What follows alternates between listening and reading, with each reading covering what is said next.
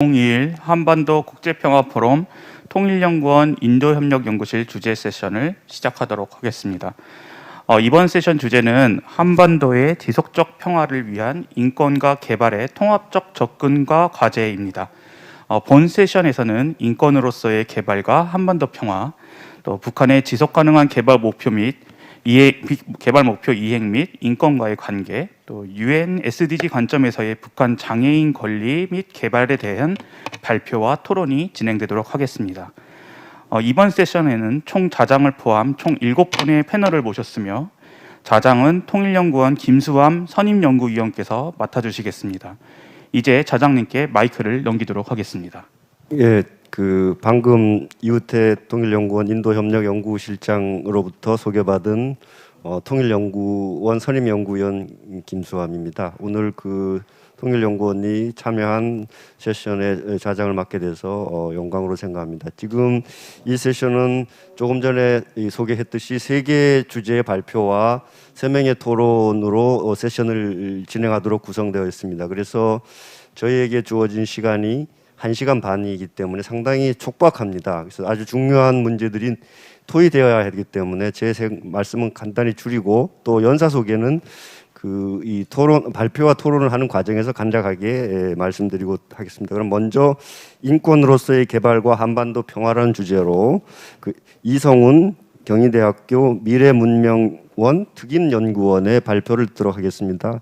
다양한 제네바를 무대로 해서 인권 활동을 전개했고, 또 국가인권위원회 정책국장도 역임한 아주 탁월한 인권 전문가입니다. 그러면 이성훈 연구원님께 발표를 부탁드리는데 시간이 촉박하기 때문에 15분을 넘지 않도록 발표해 주시면 감사하겠습니다.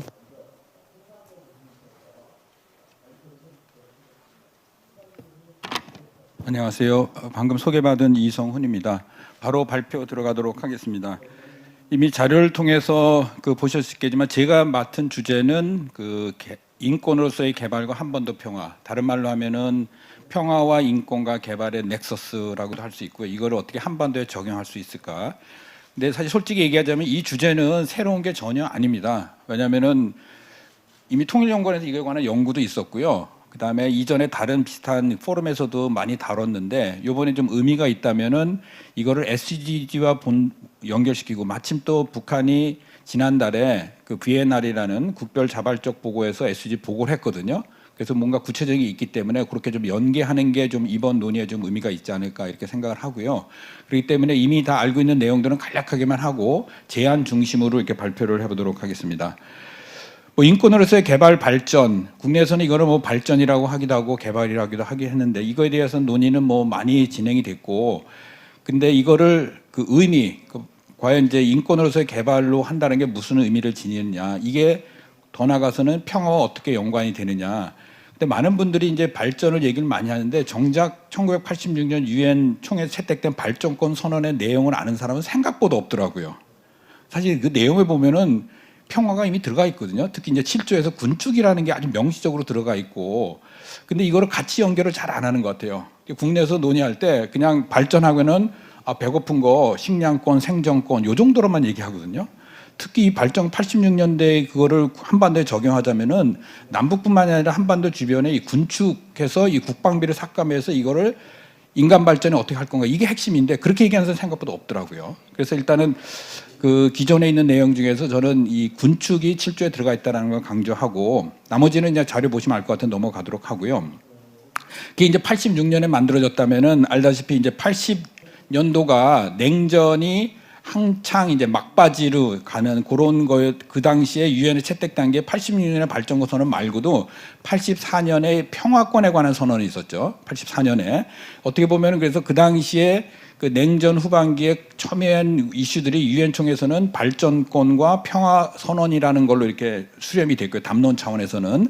근데 이것이 제도로 연결되지는 못했다라는 거죠. 그래서 그동안 유엔에서는 냉전 시기에 인권 따로, 그다음에 발전 따로, 또 평화 따로, 안보 따로 이렇게 가다가 이것들이 이제 수렴하는 현상들이 90년대 이제 탈냉전 되면서 보이기 시작하고요. 그러면서 기존에 나왔던 발전권이라든지 평화권 담론들을 다시 재정비를 해서 다양한 제도로 만들어지고, 그 중에 하나가 이제 안보리에서는 평화구축위원회가 만들어지고, 인권에서는 자유권 중심에서 사회권이 많이 보강이 되고, 그다음에 제3세대 또는 어떤 분은 이제 제4세대 인권이라고 얘기하는 그런 것까지도, 기후기까지도 확대가 되면서 평화 인권을 따로따로가 아니야. 그러니까 평화 개발을 따로가 아니라 이거를 통합적으로 접근하는 것들이 쭉 이어지게 되면서, 이게 가장 최근에는 2015년에 SDG라는 걸로 이제 통합이 된다라는 거. 그래서 SDG에 대한 데 이해도 사람마다 굉장히 다른 것 같아요. 국내에서는 SDG 하면 대부분 사람이 다 환경 이슈로 다루고, 정부에서도 환경부가 다루고 있습니다. 근데 내용으로 더 보자면은 인권이 곳곳에 다 들어가 있고요. 어떻게 보면 90% 이상의 그 17개 목표뿐만 아니라 169개 세부 목표의 90% 이상이 다 인권에 관한, 직접 또는 간접. 그걸 보통 이제 SDG를 얘기할 때 앞부분은 그러니까 경제, 사회, 환경적 권리. 그다음에 이제 16번은 보통 시민 정치적 권리 이렇게 얘기하고, 17번은 뭐 제3세대 연대권, 뭐 아주 거칠게 얘기하면 그렇게 얘기해야 되는데, 다시 말해서 SDG 속에는 인권이 굉장히 내재화돼 있고, 그다음에 원래는 아시는 분은 알겠지만 유엔에서 SDG를 만들 때 2012년에 그 새로운 지속 가능 발전 목표를 어떻게 할까 구상을 할 때는 4가지 축으로, 그래서 경제, 사회, 환경 외에도 평화 안보라는 거를 4가지 축으로 했는데, 아시다시피 평화 안보라는 건 유엔에서 안전보장이사회 상임이사국의 어떤 독점적인 권한이기 때문에 결국에는 반영이 안 되고 일부만 조금만 16번에 조금 남아서, 그것도 그 국가 간 평화를 얘기하는 안보는 다 빠지고 뭐 불법 무기 거래라든지 아니면 사회적 평화, 국가 내의 평화 이렇게만 좀 축소돼서 이렇게 들어와 있다라는 거. 그럼에도 불구하고 그 평화 안보가 어느 정도는 좀 반영이 있기 때문에 그 이후에, 그러니까 자료에도 썼지만은 2018년에 유엔 사무총장이, 그 부분이 이제 결국에 이제 핵심이 될 텐데요. 지금 이제 화면에 보이지만은 2015년에 SDG의 평화 안보 분야가 너무 이제 안 들어갔기 때문에 그 이후에 다른 의제를 만들어서 SDG와 연계하는 방식으로, 그 대표적인 게 2018년에 평화구축위원회에서 지속적 평화, 서스테이닝 피스라는 의제를 만들고 사무총장이 직접 나서서 이제는 군축을 얘기하고, 그래서 이 SDG를 이행하기 위한 재원을 위해서라도 군축이 필요하다라는 걸 호소를 하고, 세계은행도 이제는 개발 따로가 아니라 그 평화와 갈등 문제를 같이 통합적으로 접근하는 걸 나오고, 그러다 보니까 최근에 이제 국내에서 많이 얘기하는 HDP 넥서스까지 이런 것들이 후속으로 많이 만들어졌다라는 거. 그렇다면 이게 과연 한반도 평화에 어떻게 연결될 건가? 이게 이제 오늘의 주제가 될 텐데, 한반도 평화 인권 SDG를 표로 좀 이렇게 교집합을 만들어 봤습니다. 왜냐면은 평화 지속 가능 발전, 뭐 인권, 이건 다 이른바 보편적 국제 담론 유엔에서 하는 거고, 이거 한반도에 들어왔을 때는 이렇게 교집합이 만들어지는데, 이래서 인권과 지속 가능 발전 따로 할 수 있지만 이게 만날 때 16번에서 얘기하는 민족 거버넌스로 이렇게 되고, 그다음 지속 가능 발전과 안보가 할 때는 인도적 지원, 그러니까 평화가 깨질 때 나타나는 인도적 위기 해서 지원으로 나타나고, 그다음에 인권이 또 만날 때는 인도주의 사안. 여기서 일부러 좀 구분을 했습니다. 그러니까 통일부에서는 이거를 막 그 섞어서 이렇게 쓰고 그러는데, 인도적 지원할 때는 개발 쪽이라면은, 그다음에 인도적 사안할 때는 약간 그 뭐라죠? 그 인권 문제에 좀 더 가까운 이런 식으로 해서 그 교집합으로 해서 지금의 구도가 만들어져 있다라는 거. 근데 이거를 제대로 이해를 하려면은, 이게 다 교집합이라는 거는 상호 연계 통합적으로 접근해 풀린다라는 그런 의미잖아요. 그래서 그런 관점에서 본다면은 보통 우리가 평화에서 얘기하는 그 적극적 평화, 소극적 평화. 그러니까 그동안의 냉전 시대 때는 전쟁이 없는, 전쟁 방지가 최우선이었다면 이제는 더 이상 남도 북도 양쪽의 지속 가능한 발전을 위해서는 이 분단 구조에서는 안 된다라는 거, 어떻게든 이걸 넘어서야 된다라는, 거기까지 왔다라는 거죠. 그런 의미에서 이제 인용을 하자면 유한 갈등의 적극적 평화, 또는 이제 그 코로나 상황에서 문 대통령도 언급했지만 인간 안보, 좀 옛날 개념이지만은 이런 식의 좀 새로운 평화 안보에 대한 접근들이 필요하다라는 그런 관점에서 본다면은, 자, 그 특히 이제 코로나 진행 중인 이런 상황 속에서 인권과 개발과 평화권 이것들 통합적으로 한다면은 어떤 것들이 이슈가 되고 어떤 것들이 좀 다뤄야 될까를 몇 가지 좀 얘기해 보면, 첫 번째는 이 국방비 문제를 좀 다뤄야 될 필요가 있다라는 거. 근데 굉장히 국방비 얘기하면 굉장히 민감하고, 근데 국방비야말로 한국과 혼자 다룰 수가 없는 거죠. 너무도 당연한 거. 그래서 저는 이 군축 체제를 남북한뿐만 아니라 중국, 일본, 미국까지 포함한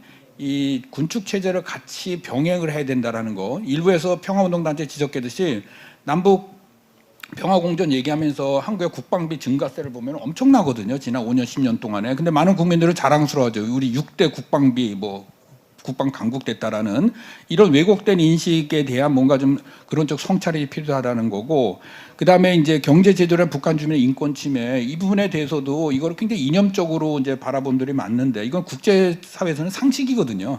특히 코로나 상황 속에서 인도적 지원과 정치를 분리하는 것들, 근데 말로는 얘기하는데 실제로는 안 되거든요. 남과 북 모두가. 그래서 이거를 풀 수 있는 뭔가 돌파구가 필요하다라는 거. 그다음에 이제 또 하나는 최근에 이제 국내 어떤 그 군인권 센터라는 데서도 북한 내 인권 침해에 대한 그 보고서를 냈습니다.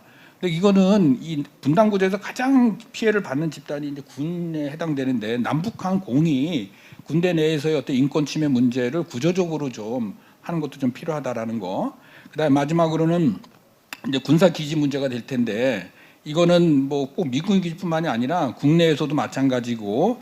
근데 이 굉장히 흥미로운 거는 최근에 이제 좀 이따 얘기하겠지만은 평화 도시라는 운동들이 많이 벌어지는데, 이런 군 기지에 의한 인권 문제를 다루기 위한 여러 가지 시도들이 있다라는 거, 뭐 이런 것들이 주로 과제라고 하겠고요. 그래서 앞에서 얘기하는 평화, 인권, UN, SDG가 이게 보편적인 국제 의제라면, 이게 이제 한반도로 넘어올 때는 새로운 용어로 다양한 것들이 만들어진다라는 그 프레임을 몇 가지 이제 소개를 하고요.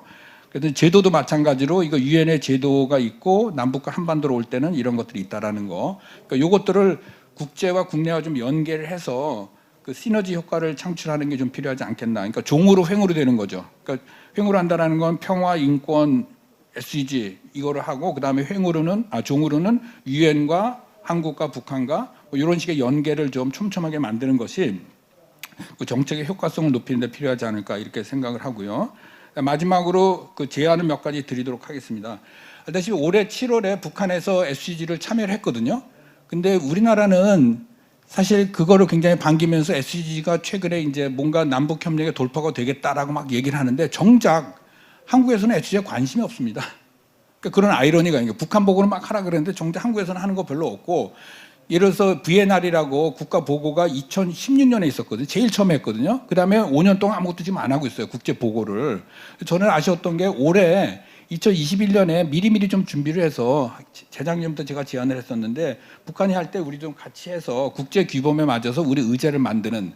왜 그게 중요하냐면은 남북 간의 같은 경우는 여러 가지 정책 변수가 만들기 때문에 이 정치적 변수, 정치 일정에 따라서 의제가 너무 이게 변동성이 많습니다.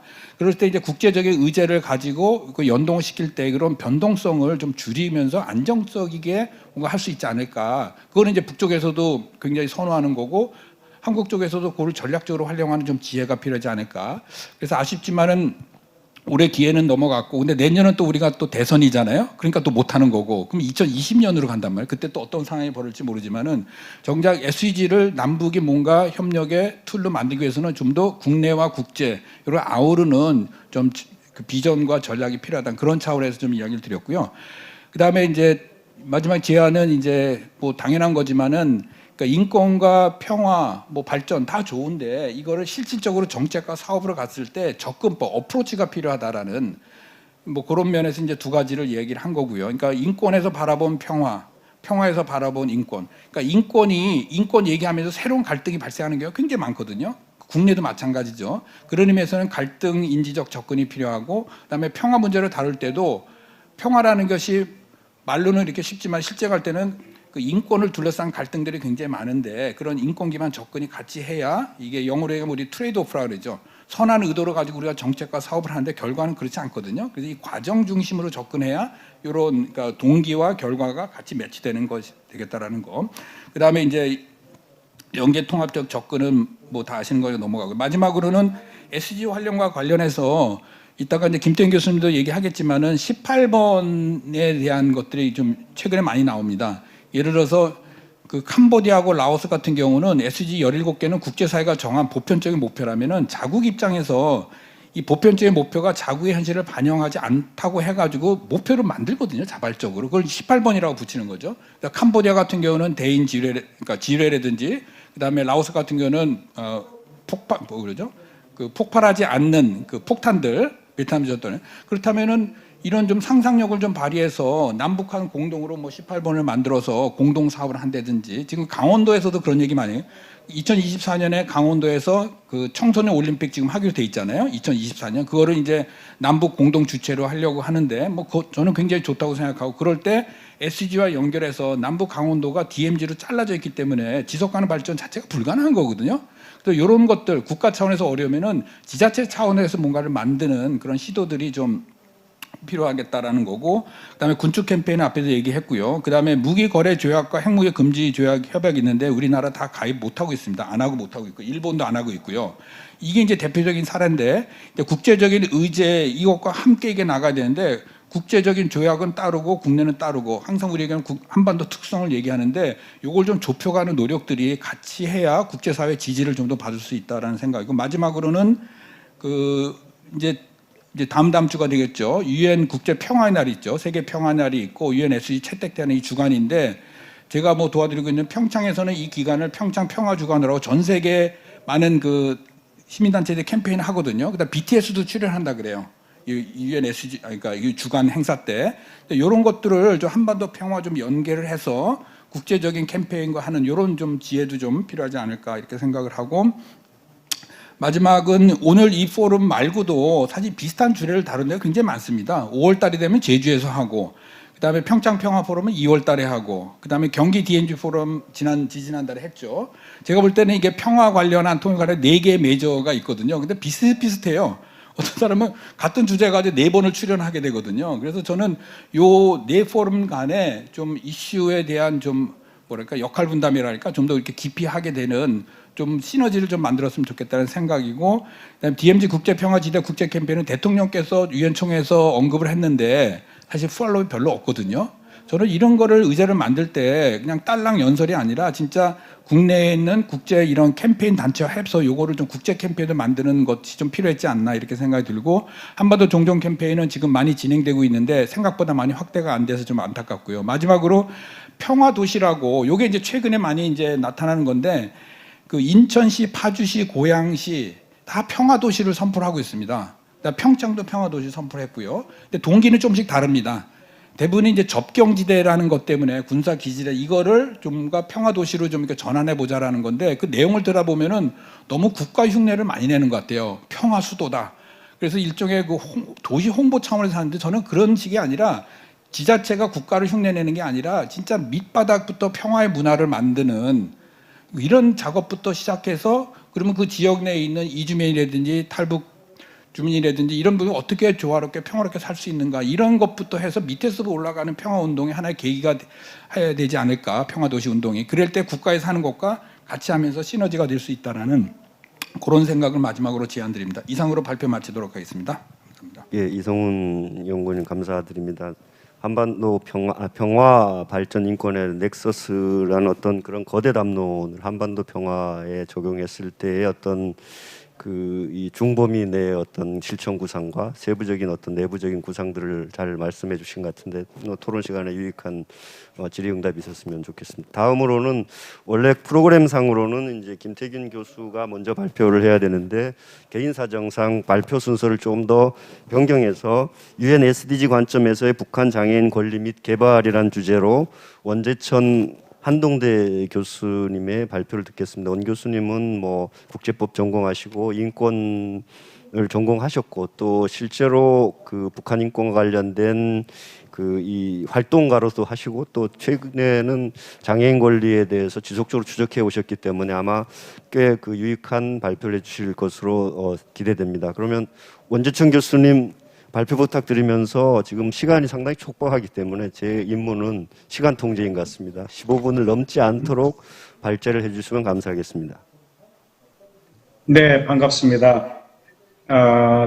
오늘은 특히 장애 권리와 SDG를 SDG 틀 안에서 좀 조명해보는 시간을 갖겠습니다.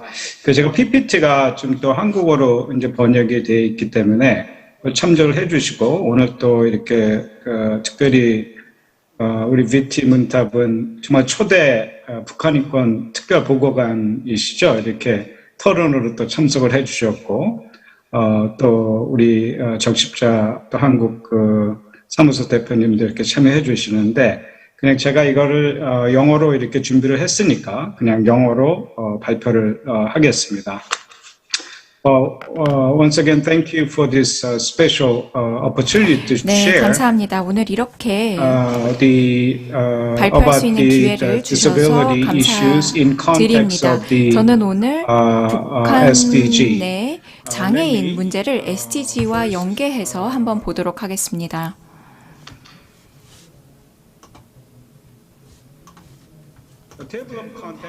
그러면 잠깐 목차를 설명해 드리도록 하겠습니다.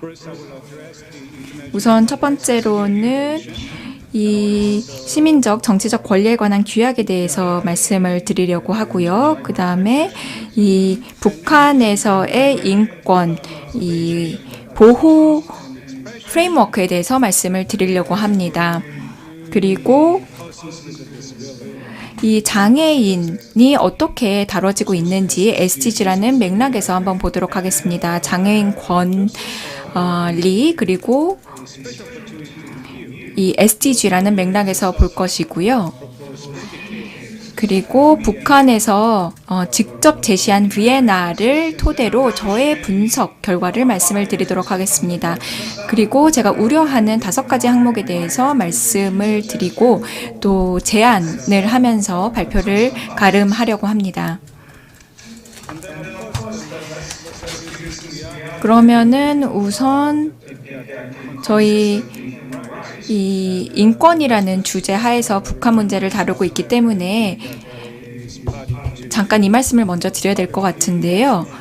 북한은 이제 몇 개의 인권 조약을 따르고 있습니다. ICCPR, 그 다음에 ISSCR, CEDAW, CRC, 그리고 CRPD, 이거는 2016년 12월에 비준이 되었습니다. 이뿐만 아니라 제노사이드 협약, 그리고 여기에 따라서 마라케시 조약도 또 같이 따르고 있습니다. 그런데 저희 이 북한의 첫 번째 특별 보고관께서도 오늘 함께 해주고 계시는데요. 지금까지 북한에 대해서 굉장히 많은 연구를 진행을 해오셨습니다. 북한이 CRPD를 비준하기 전에 그리고 CRC를 진행하기 전에 그런 상황들을 다 알고 계시는데요. 사실 그런 상황들을 놓고 봤을 때는 굉장히 먼 길을 왔다, 많이 달성을 했다라고 말씀을 드릴 수 있을 것 같습니다. 그리고 물론 유엔의 북한 인권조사위원회가 있죠. 2014년에 진행이 되었습니다. 그리고 여기에 따라서 특별 보고관들이 여러 개의 절차를 진행을 했는데요. 이 몇 개 굉장히 저희가 이정표적인 보고서를 참고를 할 수가 있겠습니다. 그리고 저희도 한 100명 정도를 대상으로 방구조 인터뷰를 진행을 했습니다. 그래서 북한에서의 현재 장애인의 인권 상황이 어떤지를 조사를 했는데 한동대와 버튼블래트 기관이 공동으로 진행을 한 질적 연구입니다. 그래서 이 조사를 통해서 북한 내의 장애인들의 권리 수준을 확인을 할 수 있었고 또 어떠한 기준들이 이행이 되고 있는지 확인을 할 수 있었습니다. 이 키노 측에 좀 감사의 말씀을 드리고 싶은데요. 통일연구원에서 많은 지원을 해주셨습니다. 저희가 이 조사, 그러니까 연구를 설계를 하는데 굉장히 많은 도움을 주셨고요. 오늘 이금순 선임 연구위원님께서도 함께 해주고 계시는데 워낙에 많은 도움을 주셨습니다. 그래서 도와주신 덕분에 저희가 이 연구를 진행을 할 수 있었고 또 굉장히 신뢰 수준이 높은 보고서를 내놓을 수가 있었고 또 저널에 게재도 할 수가 있었습니다. 논문을요. 그래서 감사의 말씀 드립니다. 그리고 북한이 SDG를 자발적으로 또 보고하는 이 비엔날을 제출을 하기도 했는데요. 이 부분에 대해서 제가 조금 후에 말씀을 드리도록 하겠습니다. 그런데 이러한 정례 검토가 또 여러 가지가 있습니다.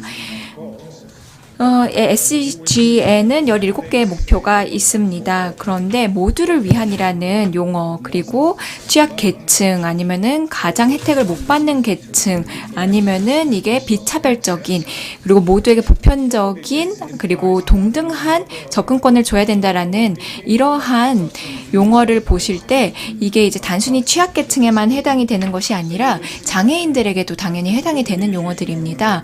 그래서 이 장애인이라는 것은, 그리고 장애라는 것은 단순히 용어에 국한이 되는 것이 아니라 이 전체 부처에서 다 살펴봐야 되는 건데요. 그러니까 그게 뭐 기획경제부가 됐건 교육부가 됐건 아니면은 뭐 기타 다른 모든 부처에서 다 살펴봐야 되는 게 이 SDG라는 것입니다.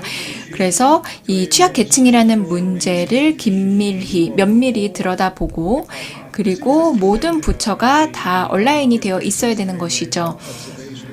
그래서 한국 같은 경우는 SDG가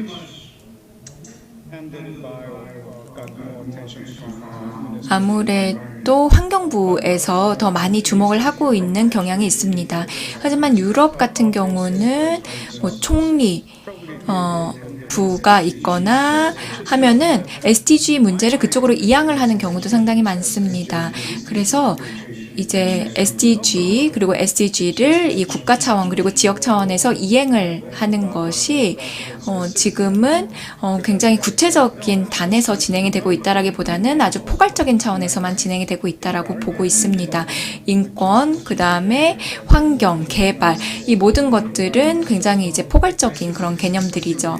그래서 저희가 조금 더 시간을 할애해서 한국과 북한 모두 정책 입안가들 그리고 국회의원들이 SDG의 목표에 대해서 더 잘 이해할 수 있도록 그러한 뭔가 저희가 이 기회를 마련해야 되지 않을까라고 생각을 하고 있습니다. 그러면 제 발표 자료는 그리고 제 보고서는 읽으시면 될 것 같은데요. 시간이 별로 없기 때문에 몇 가지 주요 쟁점에 대해서만 말씀을 드리도록 하겠습니다. 제가 봤을 때 중요하다라고 생각하는 것들인데요. 17개의 SDG 목표가 있습니다. 이게 모든 SDG 목표가 다 장애인 그리고 취약계층과 긴밀히 다 있지만 그 중에서도 네 번째 목표는 교육입니다. 그리고 교육에 대한 접근권을 얘기를 하고 있는데 포용적인 그리고 공평한 교육을 보장을 해야 된다라는 것인데 장애 유무와 상관없이 모두에게 공평한 양질의 교육을 제공을 해야 되는 것이고요. 그리고 또 8번째 목표 같은 경우는 이제 고용에 대한 일자리와 경제 성장에 대한 내용입니다. 그래서 결국에는 이러한 사람들이 내가 일을 했다라면 당연히 응당 보상을 받아야 된다라는 것입니다. 그리고 10번째는 불평등에 대한 문제입니다. 불평등이라는 것은 이 모든 성과 관련 없이 불평등이 사라져야 된다라는 것이고요. 당연히 여기서도 마찬가지로 장애인들도 이 편견에 시달려서는 안 된다라는 얘기입니다. 11번째 목표는 도시와 공간에 대한 것인데요. 보다 안전하고 회복 탄력성이 있는 그리고 포용적이고 지속 가능한 도시를 조성을 해야 된다는 것인데 그게 병원이 됐건 교통이 됐건 아니면은 교육시설이 됐건 이 모든 시설들을 제대로 장애를 가진 사람들에게도 제공을 하는 것이 중요합니다. 그래서 어느 정도 양질의 그런 삶을 보장받을 수 있어야 되는 것입니다. 그리고 보통 이 거주 아니면 주거 형태가 지금 제한된 경우가 많습니다. 물론 우리 모두가 다 이 도시 그러니까 이 수도에 살 수는 없다라고 얘기할 수는 있겠습니다. 하지만 그만큼 현지의 교육시설이 됐건 병원이 됐건 이러한 시설들을 잘 배치하는 것이 중요하다라고 저는 봅니다. 그래서 이게 개발, 그 다음에 나의 삶의 질, 이 모든 것과 연결이 되어 있는 것 같은데요. 평양뿐만 아니라 평양 외의 도시에서도 모두가 다 누릴 수 있어야 되겠습니다. 그리고 인권에 대해서 얘기를 할 때 제가 특히 이런 장애인 권리 개발에 대해서 저도 얘기를 많이 하는데 사실 저희는 아동이라든지 여성이라든지 이 모든 그 계층과 사람들 중에서 장애를 가진 사람들을 위한 그러한 목표를 달성하자는 것이기 때문에 이견은 크게 없는 것 같습니다. 그런데 한국을 포함해서 국제사회가 같이 협력을 하고 북한과 또 협력을 해서 SDG를 이행을 해야 됩니다. 제 직전에 말씀하신 이 연구원님께서 모든 사람들의 인권에 대해서 말씀을 하셨고, 그리고 북한에서 인권은 사실 많이 현재 억압이 되고 있습니다. 저도 일정 부분에서는 동의합니다. 그런데 제재가 그러한 결과에 영향을 미치는 것 같고요. 만약에 올해 같은 경우 이 도쿄에서 패럴림픽이 진행이 되고 있죠. 그런데 저번 아시안 게임과 마찬가지로 한국과 또 북한이 뭔가 단일팀을 결성을 해서 올림픽을 나가길 바랬습니다. 하지만 북한이 동의하지 않았기 때문에 그냥 올림픽이 됐건 패럴림픽이 됐건 이 단일팀은 결성이 되지 못했습니다.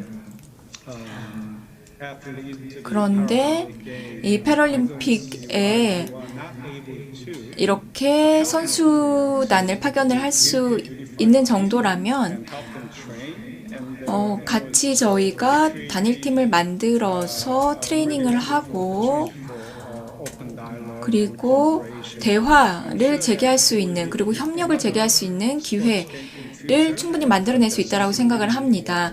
그래서 스포츠 분야에서도 이러한 협력 차원에서 많은 노력을 할 수 있을 것이라고 생각을 하는데요. 그래서 저희가 SDG 타겟을 다 일일이 분석을 했고, 그리고 이 여러 가지 타겟 중에서도 장애인이라는 그러한 용어가 들어있는 것들을 다 제가 골라냈습니다. 여기 보시는 것처럼 몇 개의 타겟에서 제가 이 용어를 다 골라낼 수가 있었는데요. SDG는 아시다시피 지표가 있고 또 타겟이 있습니다. 그런데 그 중에서 이 장애인을 다루고 있는 모든 것들을 다 제가 이렇게 취합을 해봤습니다. 그리고 4.1a처럼 여기서 보시는 것처럼 뭐 전력이라든지 아니면은 인터넷 그리고 교육적 목표로 사용하는 컴퓨터 이런 데 있어서도 이 장애인에게 동일한 권리가 부여돼야 된다라고 얘기를 하고 있습니다. 이 북한에서도 자발적으로 또 지표를 개발을 하고 있는데요.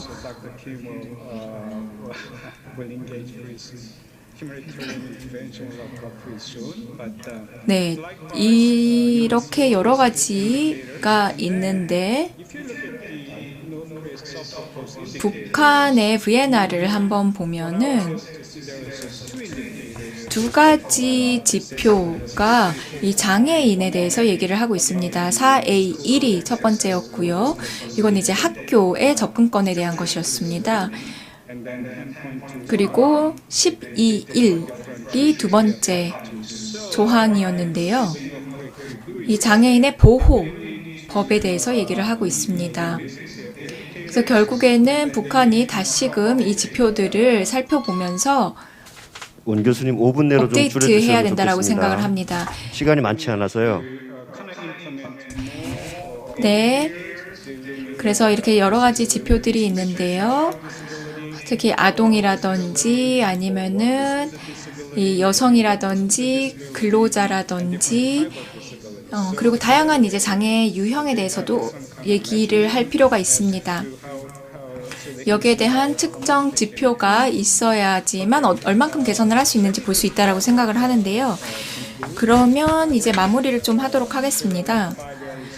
네, 제가 우려하는 부분이 5가지가 있는데요. 가정 생활에 관한 권리, 이동의 자유, 건강 생존권, 교육 참여권, 그리고 마지막으로는 성평등이 있습니다. 그리고 여기에 따라서 제가 몇 가지 이제 제언을 이렇게 적어봤습니다. 이 몇 가지 제언들이 쭉 있는데요. 결국에는 북한이 이 국가의 인권을 증진하기 위해서 장애인 권리도 마찬가지로 보장을 해야 된다라고 생각을 합니다. 지금 물론 그러한 프레임워크가 어느 정도 갖춰져 있기는 하지만 조금 더 구체적인 그러한 프레임워크가 필요하다라고 보고 있고요. 그리고 무엇보다도 제재 관련해서 좀 말씀을 드리자면은 남북한이 UN 그리고 미국과 함께 동참을 해서 지금 당장 취할 수 있는 액션을 취해야 된다라고 생각을 합니다. 물론 이제 북핵 문제가 있고 다양한 이슈들이 있습니다만은 이 장애인의 권리를 보호할 수 있는 공동의 단체를 만들어서 그게 대학이 됐건 아니면은 뭐 다양한 기관에서 이 트레이닝을 진행을 한다거나 하는 방식이 있을 것 같습니다. 그래서 이러한 지속 가능한 프로그램을 뭔가 도입할 필요가 있을 것이라고 생각을 하고요. 마지막으로는 이 스포츠 분야에서 협력의 여지가 있다라고 봅니다.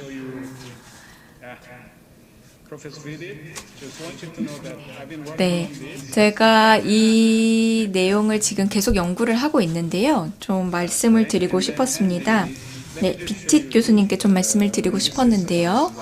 그리고 이게 마지막 슬라이드입니다.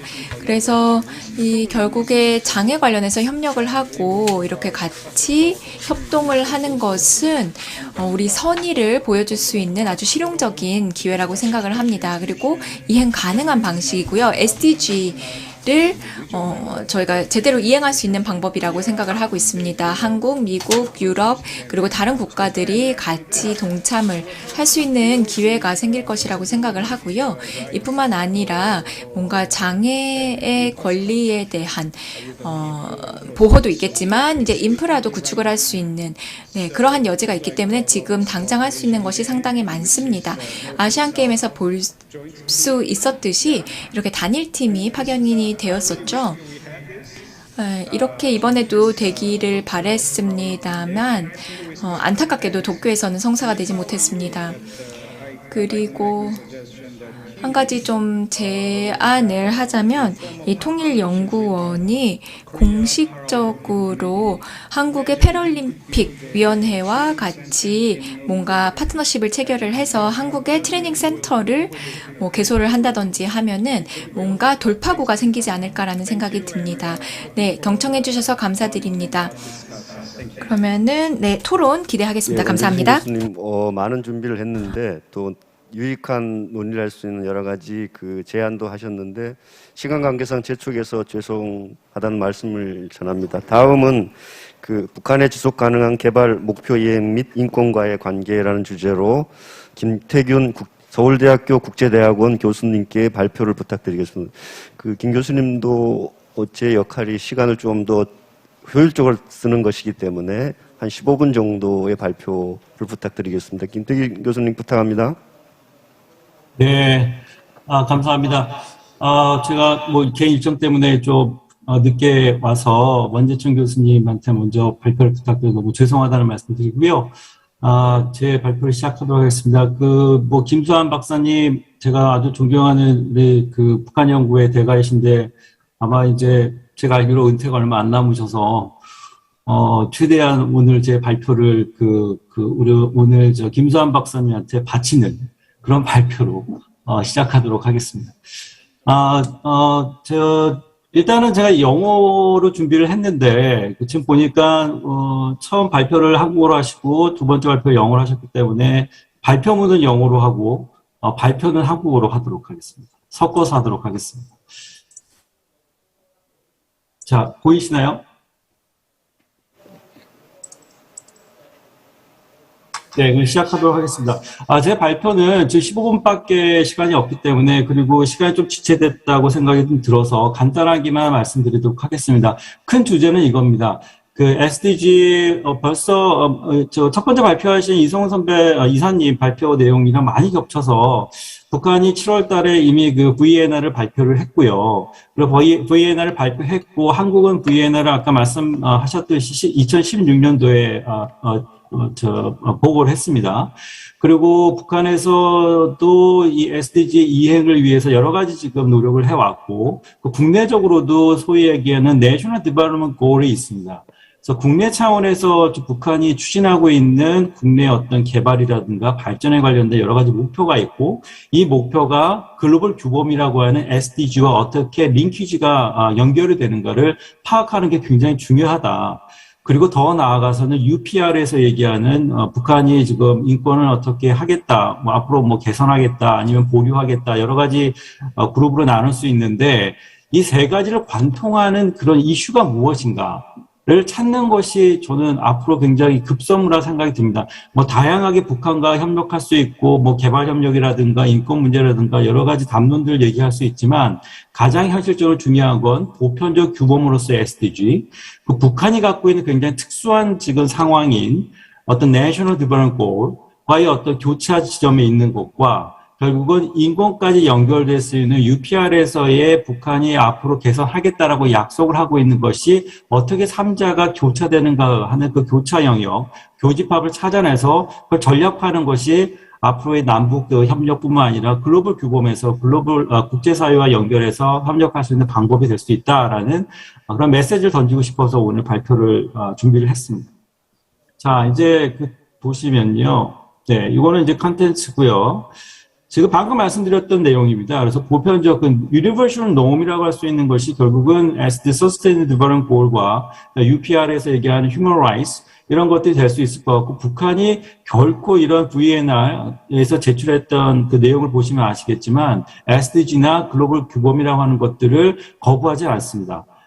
굉장히 그 전략적으로 활용한다고 저희가 볼 수 있고요. 이 전략화 과정에서 그 국내적으로 어떤 그 개발 문제를 정당화하고 그리고 인민들의 어떤 사상교육이라든가 이런 게 다 연결되어 있는 선상에서 우리가 SDG 이행을 이해해야 될 것 같고요. 그게 결국은 얘기하는 DPRK의 스페시피시티입니다. 그래서 굉장히 특수한 어떤 상황에서의 유니버셜 노음을 계속 해석하려고 하고 그걸 전략화하려고 하는 그런 움직임이 있다는 것이고 똑같이 한국도 한국이 갖고 있는 특수성을 가지고 북한과의 연결을 찾으려고 노력을 하고 있고 결국은 더 나아가서는 SDG와 연결될 수밖에 없다는 것이죠. 그래서 한국이 원하는 것이 과연 무엇인가를 전략하기 위해서는 유니버셜 놈으로서 VNR과 UPR 그리고 북한이 갖고 있는 그 National Development Goal과 굉장히 스페시픽한 어떤 시츄에이션이 연결되는 그 교집합의 영역에서 한국의 어떤 특성을 접목을 시켜야 된다는 것이 저의 오늘 드리고 싶어하는 말씀의 요약본이라고 생각하시면 되겠습니다.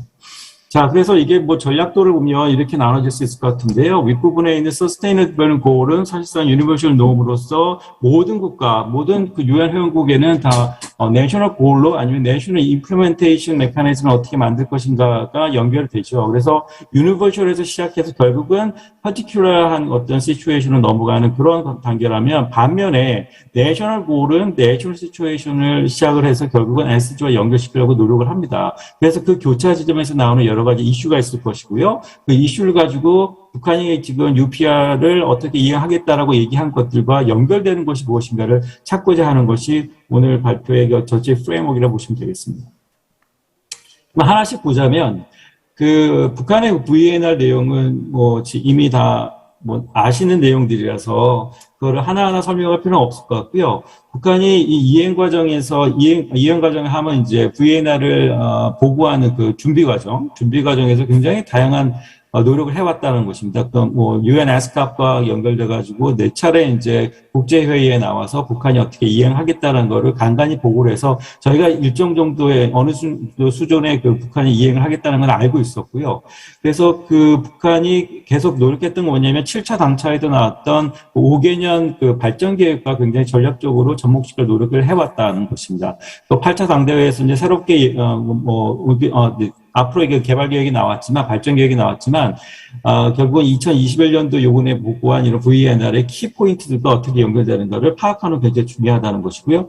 북한이 그 SDG 프레임워크는 결국 17개 목표, SDG의 17개를 그대로 다 받았지만, 북한식으로 해석을 했다는 것이 굉장히 특이합니다. 그래서 169개의 타겟 중에 95개를 하겠다는 것이고 232개의 글로벌 인디케이터 중에서 132개를 지금 하겠다라고 계획을 내놨습니다. 그래서 이게 결국은 전체 그 1번부터 17번까지의 SDG의 UN 차원에서 보려면 DPRK에서는 이렇게 해석을 해서 새롭게 그리고 북한에 맞게 북한의 특수한 상황에 맞게 지금 SDG를 다시 계획을 했다는 것이고요. 그래서 이거는 일일이 다 볼 수는 없지만 중요한 포인트를 보면 첫 번째 No Poverty 같은 경우에는 People's Livelihood를 어떻게 improve 하겠다라는 그런 목표로 약간의 각색이 돼 있지만 조금씩 더 보면 Good Health나 Wellbeing 3번 같은 경우에는 Intelligent Workers라는 단어를 씁니다. 굉장히 북한식으로 해석을 하고 있고 더 나아가서는 Decent Work하고 Economic Growth 같은 8번 같은 경우에는 Self-Reliant라는 단어가 나오고요. Knowledge-Based Economy가 나옵니다. 그래서 굉장히 지식과 교육을 강조를 하고 그리고 자생할 수 있는 그런 어떤 인민들을 계속 교육시키고 그거를 결국은 경제성장과 연결시키려고 하는 노력들이 보인다. 더 나아가서 주체사상 얘기가 계속 나오고 있고 인프라스트럭처도 근대화, 모더나이제이션 하겠다고 하지만 결국은 주체와 사회주의 사상과 어떻게 연결될 것인가가 굉장히 중요한 하나의 파운데이션을 작동하고 있다는 걸 알 수 있고요. 그래서 제일 중요한 건 16번인 것 같습니다. 16번이 결국은 뭐 평화라든가 거버넌스라든가 accountability, 뭐 법들, rule of law 이런 얘기가 나오기 때문에 보시면 소셜리스트 시스템을 컨설리데이트 하겠다는 표현이 나와서 결국은 DPRK에서 지금 추진하는 VNR의 가장 키포인트는 소셜리스트 시스템을 컨설리데이트, 그러니까 더 강화하겠다라는 차원에서의 다양한 목표들이 연결되어 있지 않은가라고 해석이 가능합니다. 그래서 이게 이제 SDG를 북한이 어떻게 보는가에 대한 해석이고요. 그 다음 단계로는 북한의 그 National Development Goal과 SDG가 지금 어떻게 연결되는가를 북한이 이거는 제출한 SDG, VNR에 나와 있는 내용을 요약한 겁니다. 그래서 NDG라고 할 수 있는 것의 첫 번째 골 같은 경우에는 4번, 9번, 16번이 연결되어 있다는 것이고 이게 어떻게 보면 가장 중요한 것인데요. 어떤 정부의 어떤 그 강화, 그러니까 인민의 정부라는 것을 어떻게 강화시킬 것인가, 그리고 인민의 제일주의 가장 중요하다고 원칙을 세운 것을 기반으로 삼을 수 있는 SDG는 4번과 9번과 16번이라는 것이고 16번이 다른 어떤 내셔널 골과 연결되는 포인트를 보면 여기 하나 연결되어 있습니다. 1번과 연결되어 있고 그거는 결국 사회주의 체제를 어떻게 강화시킬 것인가에 대한 논의가 NDG 1번과 연결되었던 것입니다. 그래서 일일이 다 보지 않겠지만 굉장히 중요한 거는 SDG의 그 북한식의 해석이 결국은 내셔널 디벨롭먼트 골과 긴밀하게 연결되어 있고 그거는 노동신문에 보면 계속 강조가 되어 있습니다. 그러니까 뭐 글로벌 차원에서 나오는 지속가능 발전이라는 것이 결국은 우리의 발전 목표, 국내 발전 목표와 굉장히 정합성을 떼고 굉장히 긴밀하게 연결될 수 있도록 앞으로 계획을 세우고 추진해야 된다는 것이 노동신문에서도 재차 나오는 내용입니다. 자, 이런 식으로 간단하게 제가 설명해서 드린 이유는 시간도 절약을 해야 되기 때문에 그렇고요. 그 다음에는 이제 UPR을 좀 보시면, UPR은 뭐 이미 다 두 분이 전문가시기 때문에 앞서서 이제 발표하신 두 분께서요. 그래서 1차, 2차, 3차가 있었고, 2019년도가 가장 최신 버전을 제가 알고 있는데, 그래서 199개 레코멘데이션은 북한이 이거를 아마 서포트 하겠다라고 우리가 해석할 수 있다고 볼 수 있고요. 그리고 뒤에 보시면 이제 63개 레코멘데이션은 북한이 굉장히 약간 좀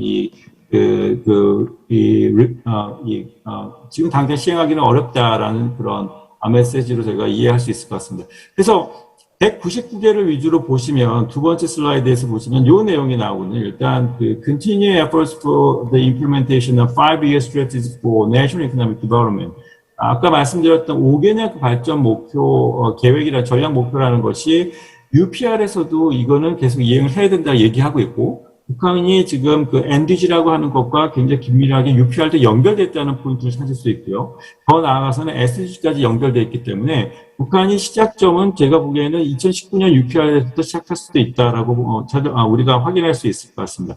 그리고 제가 보라색으로 이 퍼플 컬러로 해놓은 것들이 어떻게 보면 경제, 사회, 문화에 관련된 그런 그 권리들이라 볼 수 있겠습니다. 그 권리들이 기본적으로 지금 UPR에서 레코멘데이션 됐고, 이걸 북한이 앞으로 추진하겠다라고 그러니까 서포트하겠다고 얘기할 수 있는 가장 중요한 포인트들인 것 같고요. 이게 결국은 SDG에서 얘기하는 것들과 연결이 된다는 것입니다.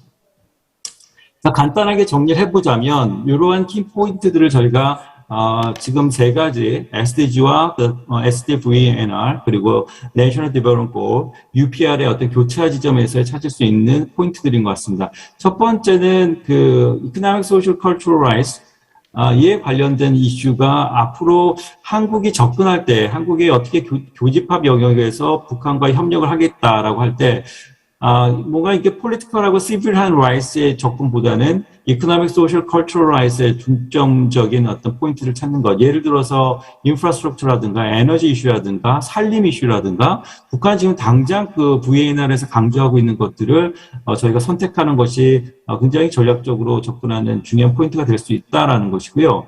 더 나아가서는 아까 이성은 이사님 말씀하신 포인트와 연결이 되는데 오늘 제가 강조하고 싶어하는 마지막 포인트와도 직결됩니다. 뭐냐면 제가 몇 년 전부터 그 팀을 만들어서 연구했던 것 중에 하나인데 소위 한반도 SDG입니다. 한반도 그러니까 SDG for the Korean Peninsula인데 VNR을 각 국가가 개별적으로 그 UN Political Forum, High Level Political Forum에 제출할 수 있지만 지역별로 같이 제출할 수 있는 가능성이 있습니다. 그래서 작년에 저희가 그 UN 대사에 방문해서 그런 논의를 했었는데 중앙아시아 몇 국가들이 같은 공동의 문제를 가지고 공동으로 VNR을 제출하겠다라는 그때 움직임이 있었다라고 저희가 알게 됐었고 그렇기 때문에 북한과 한국이 같이 어떤 공동의 문제를 가지고 풀어나가겠다. 몇 년도까지 풀어나가겠다는 것을 그 비전을 VNR로 공동으로 제출할 수 있다는 것이죠. 근데 이미 북한이 올해 제출했기 때문에 이러한 포부가 뭐 현실화된다 하더라도 몇 년 더 걸릴 것 같고요. 그럼에도 불구하고 그렇기 위해서는 전략적으로 우리가 남북한의 지금 특수한 상황에서 어떤 교차점이 있고 그게 SDG와 UPR과 연결시켜서 확장할 수 있을까라는 고민이 필요하다는 것입니다. 그래서 요 나머지 부분들은 그냥 보시면 될 것 같고요. 다시 말씀드려서 북한이 굉장히 멀티래터럴 디플로머시를 SDG로 풀어나가고 있다라는 또 다른 함의도 있습니다. 그러니까 국내의 어떤 문제들, 지금 제재 국면이고, 그리고 북한이 지금 코로나 국면에서 어떻게 지금 진행되고 있는지 우리가 알 수는 없지만, 굉장히 안 좋은 상황으로 갈 가능성도 높다라고 판단을 한다면, 국내 문제를 풀어나가는 데 있어서 국제 글로벌 규범을 굉장히 전략적으로 활용을 해야 된다는 것이 한 포인트고 그렇기 때문에 NDG와 그다음에 SDG와 UPR과의 접촉 지점에서의 전략화를 한국이 어떻게 접근할 것인가가 굉장히 중요하고 더 나아가서는 마지막 아까 잠깐 말씀드렸던 한반도 SDG라는 거를 조금 더 적극적으로 저희가 전략화한다면 앞으로 남북 협력에 있어서 중장기적인 서스테이너블한 어떤 협력 방안도 나오지 않을까라고 기대를 해봅니다. 네, 이상 발표를 마치도록 하겠습니다. 15분 다 썼는지 모르겠네요. 예, 감사합니다. 예, 충분히 썼습니다. 김태형 교수님 감사하고 저에 대한 평가는 좀 과분한 것 같습니다.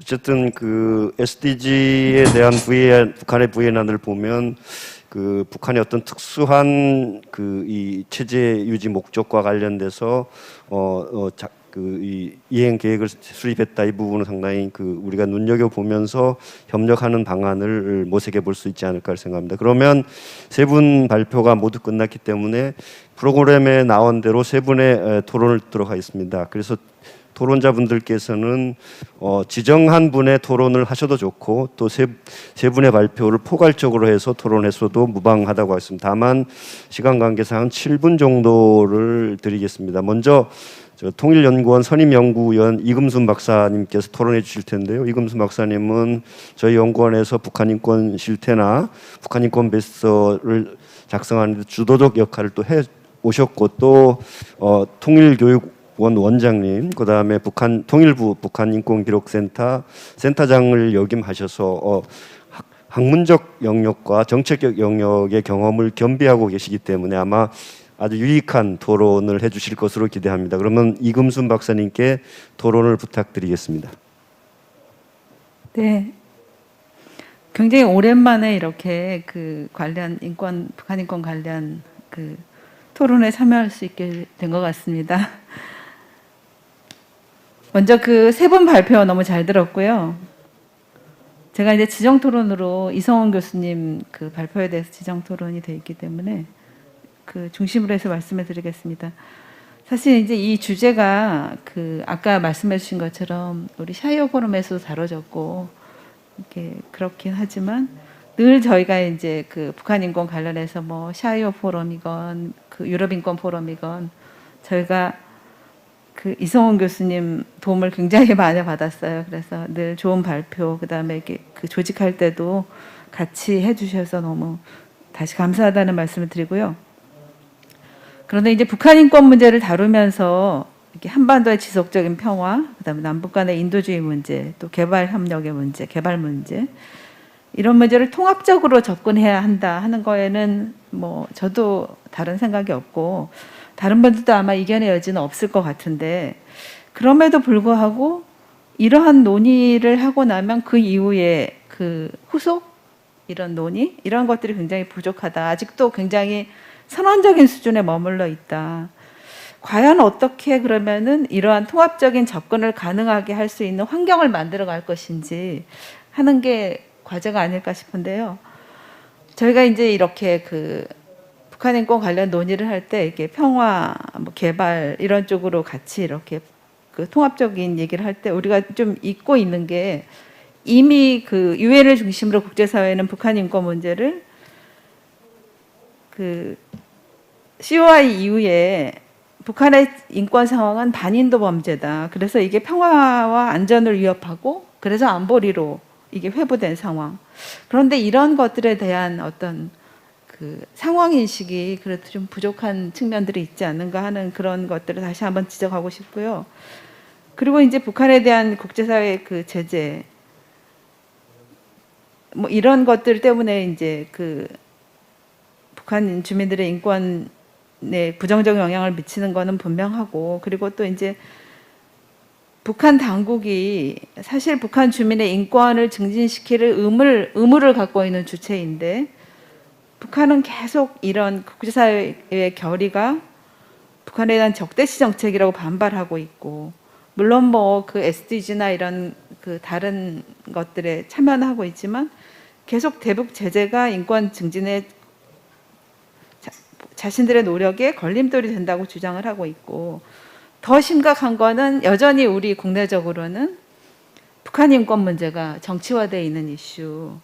그래서 편향된 시각이 대립하고 이런 상황들 이런 것들을 감안을 할 때 제가 지금 말씀드린 평화를 위협하는 반인도 범죄 차원의 접근 그래서 문제 해결, 뭐 어카운터빌리티를 중요시하는 이런 접근과 또 인권 문제가 한반도의 평화 정책이나 남북관계 발전에 어려움을 야기할 수 있다는 입장이 여전히 충돌하고 있는 이런 상황.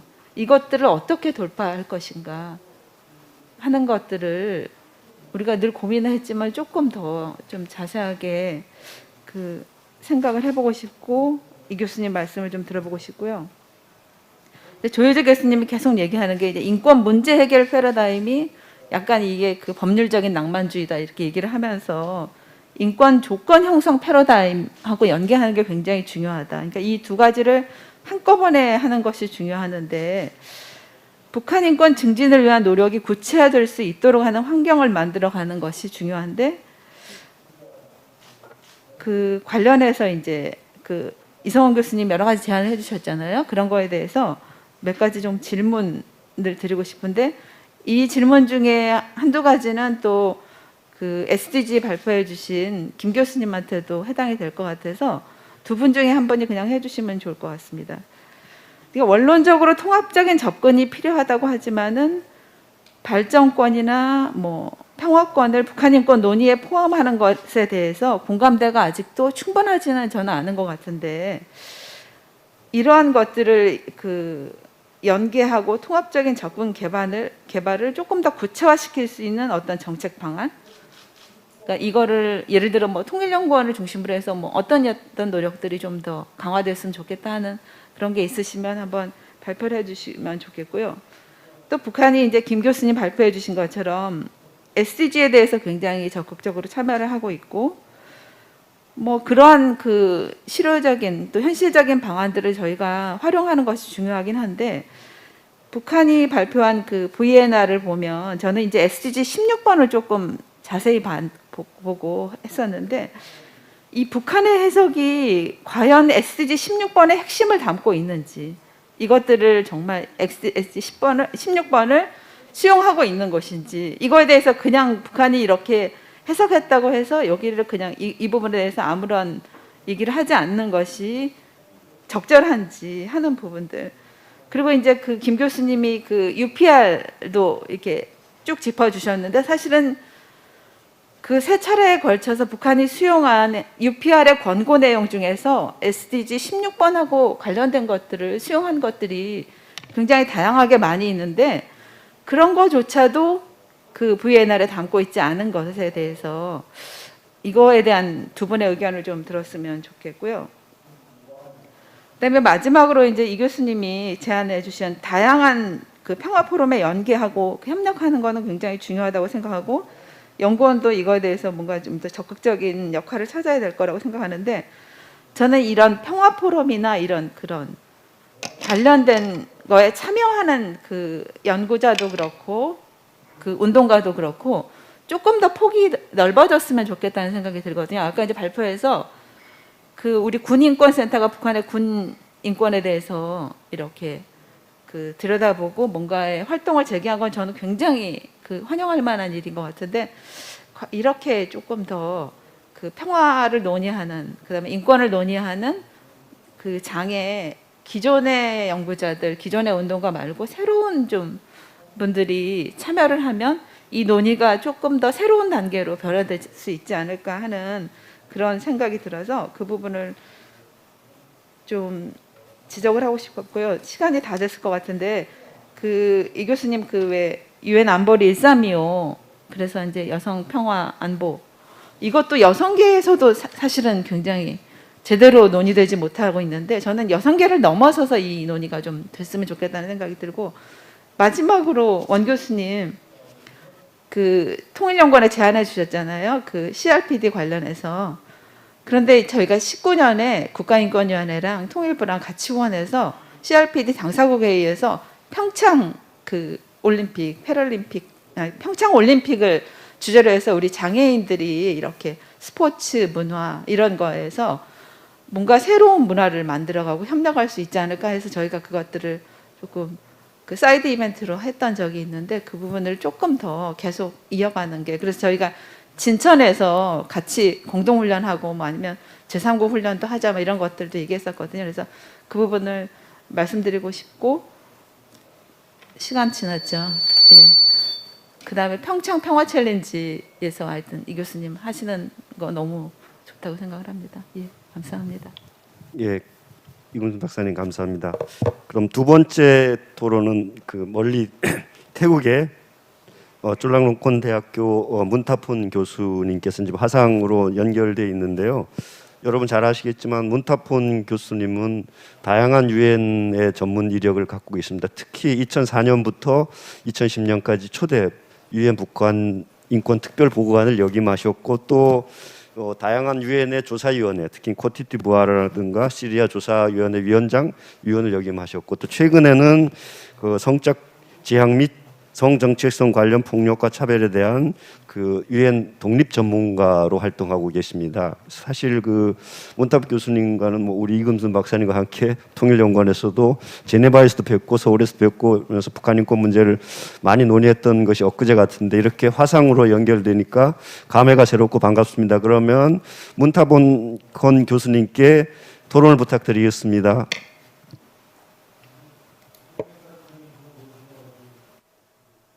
Good afternoon from Bangkok. 네, I hope you can hear 안녕하십니까. me. 방콕에서 인사드립니다. 잘 들리셨으면 좋겠는데요. 오늘 이렇게 초대해 주셔서 감사드립니다. 그리고 제가 굉장히 사랑하는 한국에 계시는 모든 분들에게 인사드리게 돼서 기쁘게 생각합니다. 우선 첫 번째로 이 한국이 SDG의 계속해서 지금 이 인게이지 되어 있다는 점을 기쁘게 생각을 하고 북한이요. 그리고 이 5개의 조약에도 현재 일원입니다. 그럼에도 불구하고 아직은 가야 할 길이 멀다라고 생각을 하는데요. 우선 저는 이 여러분들께서 하셨던 말씀을 토대로 제 의견을 좀 들려드리고자 합니다. 그래서 북한이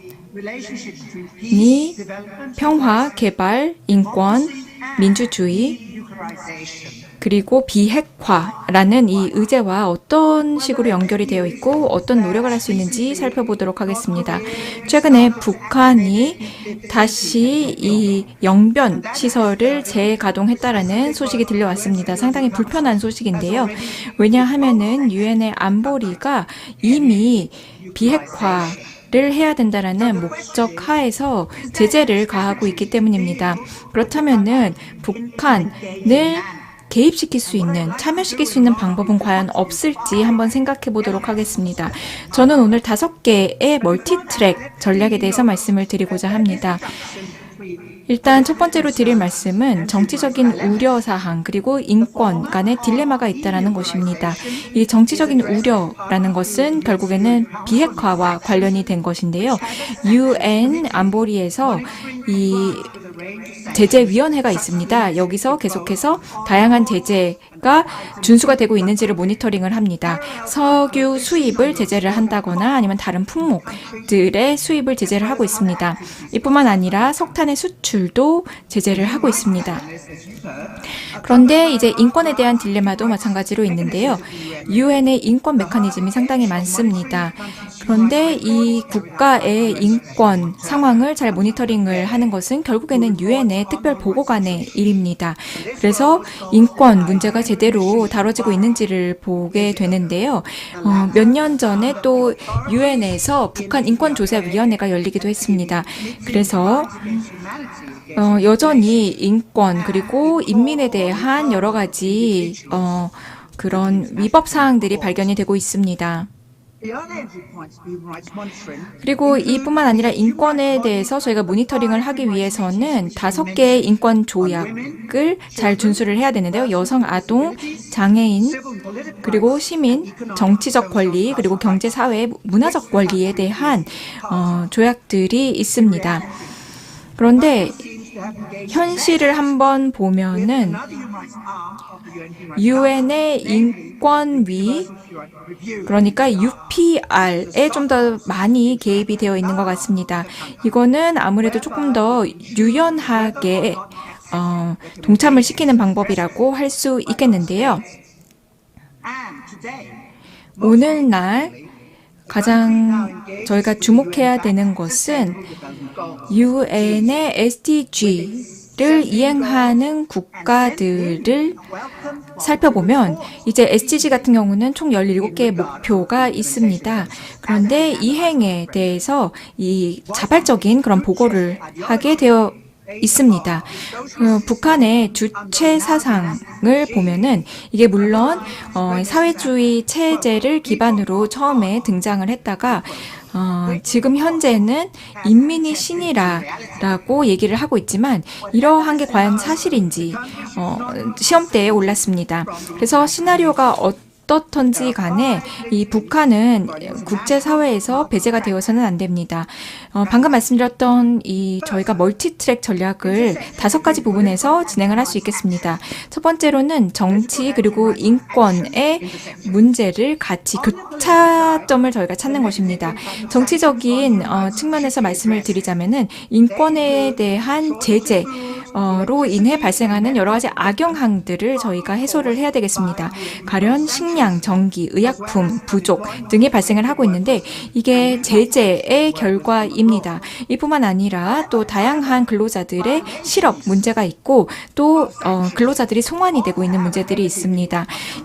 그런데 이 제재를 위반하는 것도 인권에 부정적인 영향이 있습니다. 현재는 이 불법으로 석유를 수입하는 그런 양상이 나타나고 있고, 이뿐만 아니라 석탄을 불법으로 수출을 한다든지 아니면은 업 권리를 판매를 한다든지 이러한 여러 가지 문제들이 나타나고 있는데, 결국에는 이 암시장에서 이 벌게 된 돈이 인권 남용으로까지 이어지고 있는 것입니다. 그렇기 때문에 이 인권의 문제는 계속해서 저희가 좀 문을 열어놔야 됩니다. 그래야지만 개선이 이루어질 수 있기 때문입니다. 그래서 유엔의 특별 보고관이 다시금 이런 문제들을 재방문을 할 수 있어야 되고, 특히 장애인에 대한 문제들을 재방문할 수 있어야 되겠습니다. 여러 가지 UPR의 제언이 있었습니다. 그중 하나는 이제 인권 조약에 대한 비준이 있었고요. 하지만 저희가 너무나 이행이 어렵지 않은 선에서 여러 가지 것들을 진행을 해볼 수 있을 것 같습니다. SDG가 이행되는 수준에서 진행이 돼야 될 것 같은데요. 여기서 이제 물론 북한의 특별 보고관이 해야 될 역할이 있고, 따라서 북한이 이러한 보고관을 받아들일 수 있도록 그러한 여건이 조성이 돼야 되겠습니다. 두 번째는 책임입니다. 이거는 조금 더 어려운 문제라고 생각을 하는데요. 이 국제형사재판소에 회부를 해야 된다라는 그러한 입장이 있습니다. 하지만 북한은 현재 ICC에 관한 로마 규정의 일원이 아닙니다. 그렇기 때문에 UNSC의 결의안을 통해서만 국제형사재판소에 회부가 될 수 있습니다. 이거는 상당히 어려운 문제입니다. 왜냐하면은 일부 이 상임위원들이 아무래도 이거를 비토 권한을 발휘할 수 있기 때문입니다. 임시 재판을 저희가 진행을 하자라는 의견도 있었습니다. 그리고 지금 UNGA에서 과연 제대로 역할을 할 수 있는지도 현재 저희가 한번 살펴봐야 되는 문제인데요. 이 UN의 그 안보리가 제 기능을 하지 못할 경우에 유엔 총회에서 뭔가 결단력 있는 행동을 취해줘야 되기 때문입니다. 그래서 물론 이 개별 국가들이 제재를 할 수 있는 방법도 있겠습니다. 가령 이제 보편 관할권을 행사를 하는 방법도 있기는 하겠습니다. 그다음에 세 번째로는 이런 인도주의적인 부분을 저희가 보다 더 활성화시키는 것인데요. 다양한 국가들이 인도주의적인 지원을 하는 것입니다. 가령 식량이라든지 아니면 의약품의 지원이 있겠습니다. 이거는 조건 없이 이루어져야 됩니다. 그리고 이러한 원조가 정말 목표로 했던 타겟 그룹에 달성이 되었는지 도달을 했는지 확인을 해야 됩니다. 이 외에도 다른 문제는 이 1950년 전쟁 이후 분단된 가족에 대한 문제입니다. 이 이산가족의 상봉이 다시금 재개가 되어야 됩니다. 이거는 그렇게 어려운 문제는 아니라고 생각을 합니다. 하지만 또 다른 측면에서 보면은 지금 현재 북한이 코로나19 대처하는 상황에 있어서 많은 원조가 필요할 것으로 보입니다. 특히 이 현재 몇 명이나 감염이 되었는지 확진자 수에 대한 것도 확실하지 않습니다. 네 번째로는 당사국을 동참시키는 것이 중요합니다. 이게 무슨 뜻이냐라고 하면은 주변국들의 주요 당사국들이 같이 동참을 해야 되고, 그리고 결과물을 도출을 해야 됩니다. 기존에는 6자 회담이 있었죠. 그래서 북한, 한국, 일본, 러시아, 중국이 여기에 동참을 해서 같이 담화를 나눴습니다. 북핵 문제를 다루었는데, 그리고 여기에 따라서 인권 문제도 같이 언급이 되었고요. 그리고 이뿐만 아니라 일본의 그 납치 문제까지도 같이 거론이 되었었습니다. 그런데 이 평화 협정이 공식적으로 이행이 돼서 한국 전쟁을 공식적으로 이 종식을 시켜야 된다라는 문제가 남아 있기는 합니다. 그렇기 때문에 이러한 문제를 해결하기 위해서는 더 많은 다자의 지원이 필요할 것이라고 보고 있습니다. 다섯 번째는 점진적인 자유입니다. 점진적인 자유라는 것은 이 내부적으로는 가장 어려운 까다로운 문제가 아닐까 싶습니다. 이 대대적인 민주화 작업이 필요하기 때문입니다. 하지만 일부 부문들이 점진적으로 시장을 개방을 할 수 있을 것이라고 보고 이렇게 되면 국제사회가 환영을 할 것입니다. 가령 만약에 식량 부족이 있다라고 하면은 지난 10년 동안에 여러 가지 동향을 놓고 보았을 때 이 농산물의 작물이 개선이 되는 것을 볼 수가 있었는데 농가 책임 제도를 도입을 했기 때문입니다. 이렇게 함으로써 이 농가에서 아무래도 생산물에 대한 농작물에 대한 더 많은 이 베네핏을 누릴 수가 있었습니다. 그래서 이 국방비를 조금 저희가 조정을 할 필요가 있겠습니다. 그래서 정말 인민들이 필요로 하는 곳에 제대로 된 이 국가 차원에서의 투자가 이루어질 필요가 있습니다. 그렇기 때문에 북한은 성군 정치에서 벗어날 필요가 있다라고 봅니다. 그래서 이 정도로 말씀을 드리고요. 향후 평화가 한반도에 이루어지기를 바란다라는 말씀을 드리고 싶습니다. 이렇게 다양한 측면들을 저희가 잘 고려를 해야지만 정말 제대로 된 변화를 도모할 수 있을 것이라고 봅니다. 감사합니다. 교수님 감사합니다. 그럼 끝으로 그 세 번째 토론자는 데이빗 메이즐리시 국제적십자위원회 한국사무소 대표이십니다.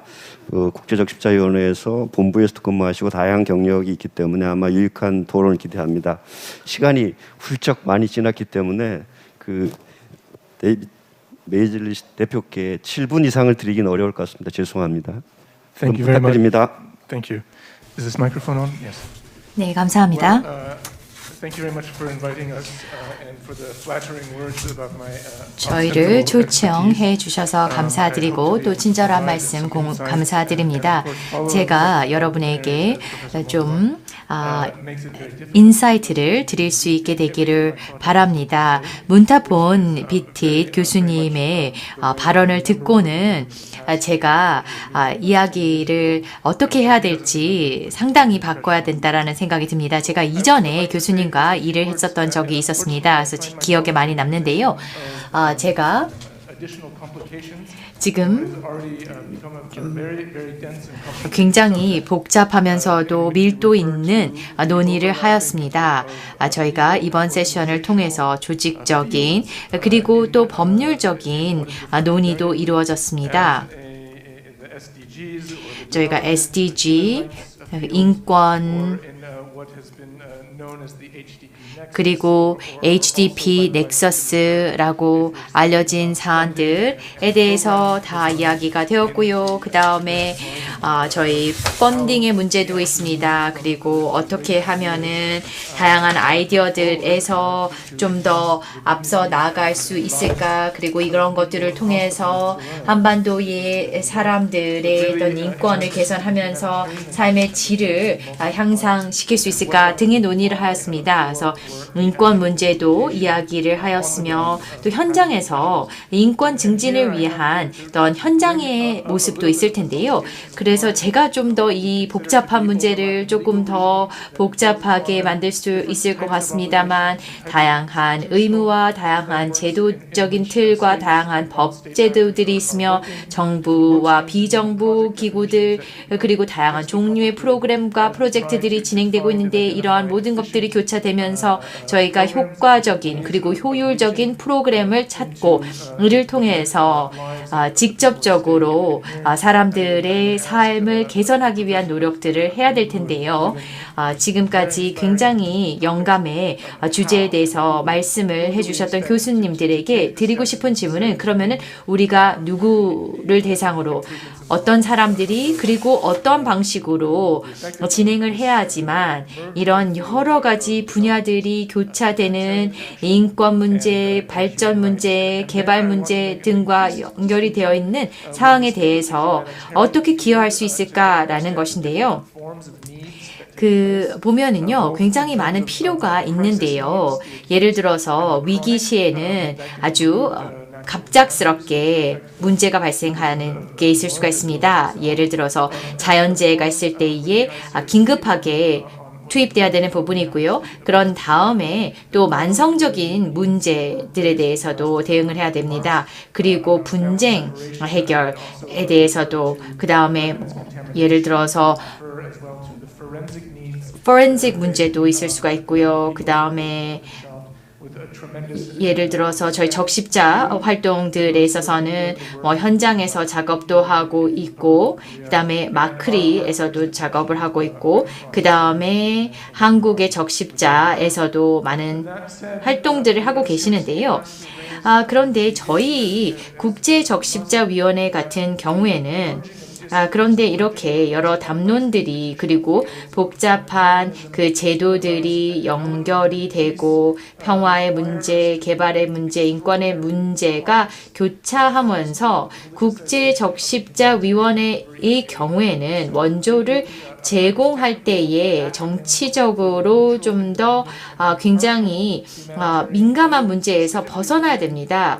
그래서 저희가 굉장히 주의를 하고 신중해야 될 수밖에 없는데요. 제네바 컨벤션도 따라야 되고요. 이런 법적인 틀들이 있습니다. 그래서 무장 갈등이 발생했을 때 제네바 컨벤션을 따라야 됩니다. 그래서 제네바 컨벤션에 예, 그런 복잡성 그리고 또 갈등과 분쟁의 이 분류, 이것이 국제적인 분쟁인지 아니면은 이것이 장기적인 것인지 아닌지 등등 이 문제에 대해서 법적으로 해결해야 되는 문제들이 많이 있습니다. 그리고 이것을 통해서 이런 분쟁에 대한 당사자들의 이 역할과 의무가 정의가 되는데요. 그래서 누가 효과적인 파트너로서 이 점진적인 아이디어들을 진행을 할 것인지, 그리고 이것을 통해서 사람들의 존엄성 을 이제 지켜주는 이런 문제들에 관여를 하고 있습니다. 저희 국제적십자위원회 같은 경우는 특별한 역할을 가지고 있는데요. IHL을 지켜야 되고요. 그 다음에 또한 한반도 부분에 있어서는 저희가 제공할 수 있는 것과 또 제공할 수 없는 것들을 보면 저희 같은 경우에는 중립적인 중재자 역할을 할 수가 있습니다.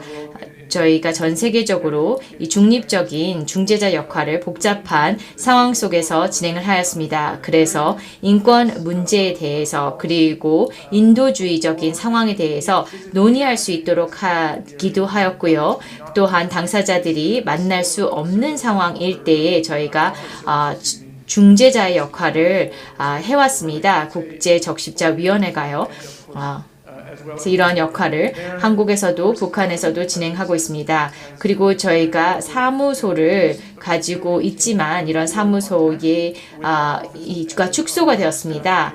그런데 평양에 있는 저희 사무소가 비록 축소는 되었지만 정기적으로 연락을 하고 있고요.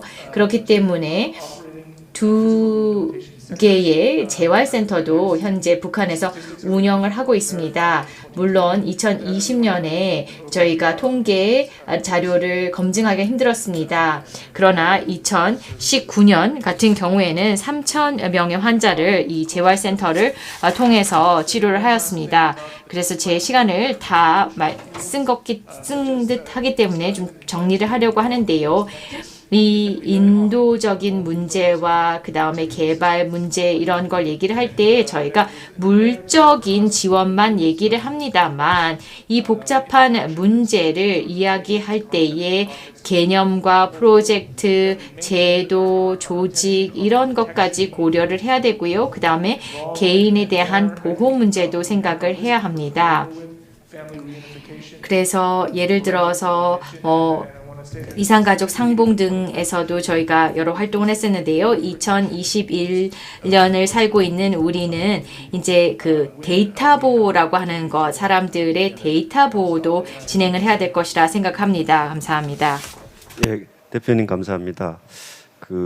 너무 통일연구원 기획할 때 너무 과한 욕심으로 3명의 발표와 3명의 토론하면서 이 시간이 덕없이 부족한 것 같습니다. 그래서 사실 중요한 코멘트와 제안과 구체적인 질문들이 많이 나왔습니다. 근데 이 부분을 남은 5분 동안 소화하기는 어려울 것 같습니다. 그래서 저 현장에 제가 재직하고 있는 인도협력연구실의 보스가 나와 있기 때문에 오늘 주요 쟁점들을 도출해서 충분히 이것들을 발전할 수 있는 라운드 테이블을 구성해 주시기를 간곡히 부탁드리면서 사회자가 시간을 제대로 통제 못했기 때문에 그래서 한 발표자 세 분께 2분 이내로 핵심적인 생각 중심으로만 말씀을 하시고 추후에 어떤 이런 쟁점들은 더 심도 있는 라운드 테이블로 소화할 수밖에 없을 것 같습니다. 그러면 이성훈 연구위원께 부탁드립니다. 네, 이금순 박사님 토론 중심으로 질문이 있어서 몇 가지만 얘기 드리겠습니다. 지적하셨던 국제사회와 국내의 한반도 평화 북한 인권을 둘러싼 인식의 차이, 이거 줄이는 게 굉장히 중요하다는 지적에 적극 공감하고요. 근데 이제 국제사회라는 게 또 국내의 연장이기 때문에 국내에서 이것들을 줄이는 노력들을 지속적으로 해갔으면 좋겠다라는 거 적극 동의하고, 근데 사실 그런 논의는 이런 공개적인 석상보다는 일종의 비공개라 그럴까요? 그러니까 이게 하나 이벤트라면은 연중 프로세스가 좀 있었으면 좋겠어요. 그런 통해서 이제 그러니까 솔직하게 이야기하면서 논쟁, 그러니까 제대로 된 진짜 논쟁을 좀 해나가면서 접혀가야 되니까. 왜냐하면 이게 발전권, 평화권 이런 데서 개념적인 거기 때문에 이게 추상적인 범위에 머물지 않고 현장에 내려오기 위해서는 아까 강조하셨던 연구자뿐만이 아니라 정책 담당자, 그다음에 실천 활동하는 사람들 간의 계속적인 논의가 필요하다라는 거 적극 공감하고, 그런 자리가 계속 키내에서 만들어졌으면 좋겠다라는 거.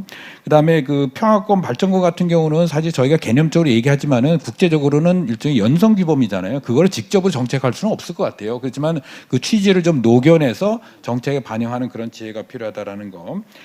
그리고 마지막에 이제 평창 평화 챌린지 얘기하셨는데 통일연구원도 같이 참여했는데 그 취지는 논쟁을 좀 해보자라는 거, 청년을 중심으로 단순하게 일방적인 주장이 아니라 상대 입장을 논쟁을 통해서 하면서 배우는 이런 과정인데, 이런 것들을 좀 계속해서 확산해서 진짜 이 정치화되고 있는 중요한 가치임에도 불구하고 정쟁화되고 있는 것들을 조금 좀 넘어서는, 그래서 앞에서 얘기했던 이 국제적인 규범과 1325든 아니면 SDG든 그런 노력들을 지속적으로 하면서 해야 이 한반도 평화 프로세스가 좀 안정적으로 뭔가 결실을 맺지 않을까 생각합니다. 감사합니다.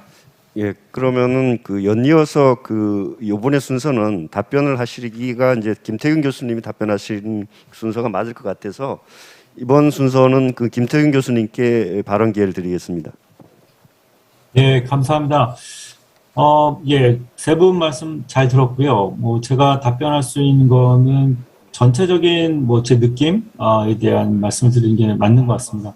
아까 16번에 대한 해석을 말씀하셨는데, 16번뿐만 아니라 SDG의 기본적인 해석은 사실상 모든 국가의 자유입니다. 그래서 주권국가인 경우에는 다들 17개 목표에 대한 자국의 상황에 따라서 해석을 하고 거기에 맞춰가지고 이행기제를 추진하는 것이 통상적으로 저희가 알고 있기 때문에 북한이 16번을 그렇게 해석하는 거에 대해서 저는 어떻게 보면 당연한 수순이라고 생각을 하고요.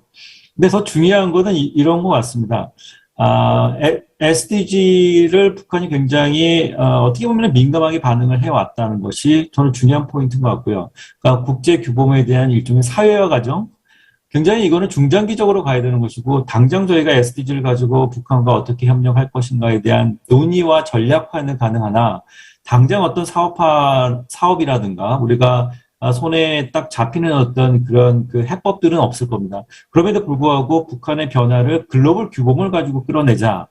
그게 국제사회가 개입할 수 있는 공간이 확장되고, 당연히 한국 같은 아까 주변 국가의 동참도 말씀하셨는데, 동참할 수 있는 공간이라는 것이 북한의 어떤 지금 특수한 상황이 인도적 지원이 필요하다, 단순히 지금 사람들이 굶어 죽고 있다라는 문제에 대해서 북한에 대해서 개입하는 것이 아니라, 북한이 이제 만들어놓은 SDG를 VNR을 가지고 다양한 측면에서 들어갈 수 있는 공간들을 글로벌 규범을 통해서 들어간다는 것이 저는 굉장히 큰 의미가 있다는 생각이 들어서 16번의 해석뿐만 아니라 단어 해석들이 북한의 어떤 스스로의 해석임에도 불구하고 이거는 굉장히 중요한 변화의 과정에 있다라고 저는 판단이 듭니다. 그래서 아까 5개의 멀티 트랙을 말씀하셨는데 그 멀티 트랙이 굉장히 중요하다라는 것을 다시 한번 강조하고 싶고요. 그리고 정치 인권 간의 교차점 아까 말씀하셨고, 인도적 지원, 그리고 개발의 차이와 조직과 개인 보호의 문제도 우리가 당연히 고려를 해야 되지만, 저는 HDP 넥서스라고 하는 것이 어떻게 보면 상징적인 의미를 갖고 있음에도 불구하고 앞으로 SDG, UPR, 그리고 VNR, 그리고 National Development Goal 뭔가 이 교차하는 지점들을 계속 만들어가는 거, 그거를 풍성하게 만들고 다양하게 만드는 것이 앞으로 우리가 그 한반도 그 평화 구축 프로세스의 중요한 시작점이 아닌가, 그렇게 답변을 일단 드리고 싶습니다. 그리고 계속 이거를 뭐 연례 행사로 하시든 아니면 원래 행사로 하시든 계속 이러한 그 논쟁 그리고 뭔가 공론화 과정을 만들어 주시면 감사하겠습니다. 네, 이상입니다. 예, 김정일 교수님 감사합니다. 그러면 원재천 교수님께 마지막 발언 기회 드리겠습니다.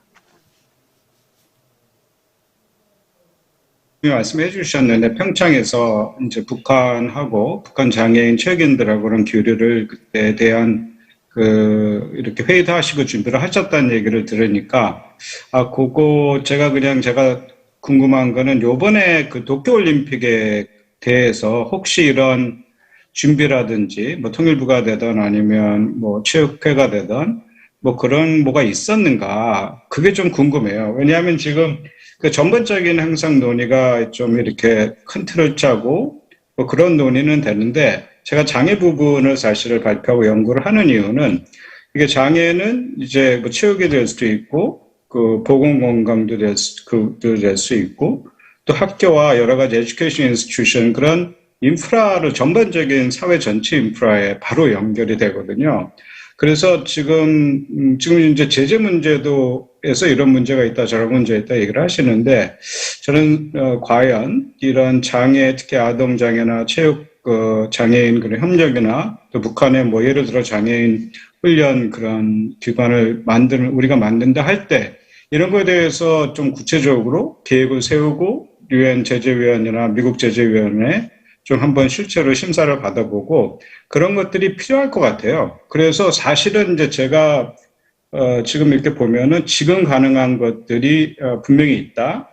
또 하면서 우리가 배울 수 있는 게 있기 때문에 뭐 이런 식으로 저는 그냥 통일연구원이 또 그런 다양한 좀 유동적이고 그런 역할을 할 수 있기 때문에 그 장애인 그 체육회하고 좀 공식적인 이런 관계를 좀 활성화하거나 그런 식으로 해서 앞으로 좀 좋은 이런 기회를 가졌으면 좋겠습니다. 그리고 아까 미티 먼타본 교수님 말씀하신 것 중에 그치, 이산가족을 물론 이제 데이터도 이제 컬렉션하고 유전자 정보라는 것도 중요하긴 하는데 온라인으로 우리가 다 강의도 하고 이런 컨퍼런스 하는데 이런 온라인으로 이산가족 상봉을 정말 해야 되겠다. 해야 되겠다라는 생각이 든 게 뭐냐면 이걸 안 하면은 그러면 이게 소위 말하는 의무와 책임의 위반이 되는 건가? 이제 그런 생각도 좀 이렇게 들게 되더라고요. 그게 이제 대한민국이든 북한이 되든. 하여튼 오늘 이런 컨퍼런스 통해서 많은 이런 생각을 하게 되고 또 뭐 UPR이라든지 VNR이라든지 뭐 SDG, NDG 뭐 그런 얘기를 이렇게 하면서 이게 같이 이렇게 다 가는 거구나. 하지만 키는 뭐다? 이 vulnerable group, 그 장애, 여성, 아동 부분들을 계속 인지하면서 나가야 되겠다. 그런 생각이 많이 들었습니다. 감사합니다. 예, 감사합니다. 사실 6명의 발표자, 토론자들이 대가인데 충분한 자신의 견해를 개진할 수 있는 시간을 드리지 못해서 죄송하다는 말씀 드리면서 저희 통일연구원이 이제 한반도의 지속적 평화를 위한 인권과 개발의 통합적 접근과 과제로 기획해서 주관했습니다. 다시 한번 발표자, 토론자로 참여하시고 또 온라인으로 접속해서 관심을 표명해 주신 참여자 여러분께 감사드립니다. 네, 이것으로 2021 한반도 국제평화포럼 통일연구원 인도협력연구실 주간 세션을 모두 마치도록 하겠습니다. 오늘 귀중한 논의의 시간을 함께 해주셔서 감사드리고요. 참석해주신 자장, 패널을 비롯한 청중 여러분들께 감사의 말씀을 드립니다. 감사합니다.